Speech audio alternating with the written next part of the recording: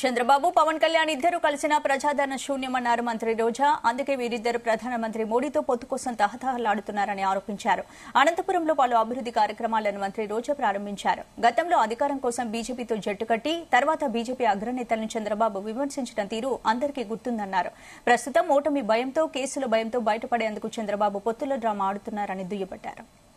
అనేది చెప్పకనే చెప్తున్నారు చంద్రబాబు నాయుడు, పవన్ కళ్యాణ్. సో వారి కూటమి ఫెయిల్యూర్ అవుతుంది, ఓటమి భయంతోనే ఈరోజు బీజేపీతో పొత్తు పెట్టుకోవడానికి పరుగులు తీశారనేది కూడా మీరు కళ్ళారా చూస్తున్నారు. ఎందుకంటే చంద్రబాబు నాయుడు క్యారెక్టర్ అందితే జుట్టు, అందకపోతే కాళ్ళు అనే రకం. గతంలో ఏ విధంగా మోడీ గారి తో జత కలవటానికి ఎన్ని రకాలుగా ఆయన్ని పొగిడారో మనం కళ్ళారా చూసాం. ఆ తర్వాత భార్యని చూసుకోలేని వాడు రాష్ట్రాన్ని ఏం చూస్తాడు, తల్లిని చూసుకోనివాడు ఏమని అసలు ఎక్స్ట్రీమ్ గా పర్సనల్ విషయానికి వెళ్లి మోడీ గారు ఏపీకి వచ్చినప్పుడు నల్ల బెలూన్లు ఎగరేసి అమిత్ షా కారు మీద రాళ్లు వేయించి ఎంత నానా హంగామా చేశాడో మనం చూసాం. అలాగే రాహుల్ ని ప్రధాని చేస్తాను అని చెప్పి మరి కొన్ని రాష్ట్రాల్లో ఎలక్షన్స్ జరిగేటప్పుడు కాంగ్రెస్ పార్టీకి ఫండింగ్ కూడా చేయటం మనం కళ్ళారా చూసాం. ఈ రోజు ఆంధ్రప్రదేశ్ లో లాస్ట్ 5 years లో ఆయన చేసిన స్కామ్ల వల్ల అన్ని సాక్ష్యాధారాలతో దొరికిపోయి ఈ మధ్యలోనే జైల్లో కూర్చున్నాడు. కాబట్టి ఇప్పుడు గనక మనం సింగిల్ గా ఫైట్ చేస్తే ఓడిపోతాం.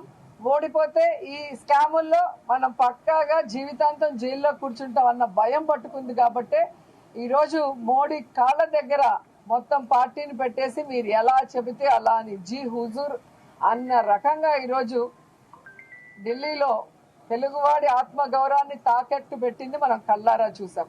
అంటే తాను జైల్లో వెళ్లకుండా హ్యాపీగా లైఫ్ బయట లీడ్ చేయాలి.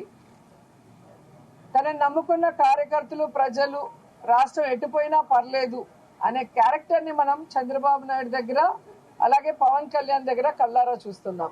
సో వీళ్ళకి ఎవరికి రాష్ట్రం మీద గాని, రాష్ట్ర ప్రజల మీద గాని ప్రేమ లేదు, మంచి చేయాలన్న చిత్తశుద్ధి లేదు. కేవలం పొత్తులతో అధికారంలోకి రావటం, దోచుకోవటం, ఆ దోచుకున్నది దాచుకోవటం, ఎక్కడైనా కేసుల్లో ఇరుక్కుంటే దాన్ని తప్పించుకోవడానికి మళ్లీ పొత్తులు పెట్టుకుని మళ్లీ ముందుకు పోవటం. అంటే ఈ రోజు ఎలా అయిపోయిందంటే ఎన్నికల్లో గెలవాలి అంటే ప్రజలకి మంచి చేసి ఉండాలి, లేదా ప్రజలకి మంచి చేయబోతాం, ఇవి మేము అధికారంలోకి వస్తే చేస్తామని చెప్పడం లేదు. ఎన్ని పొత్తులు పెట్టుకుందామా, ఏ విధంగా ఆ ఓటింగ్ ని తీసుకుందామా అన్న చందంగానే ముందుకు వెళ్తున్నారు అనేది చాలా దురదృష్టకరం. ఇది ప్రజలందరూ గమనించాలి. మనకి మంచి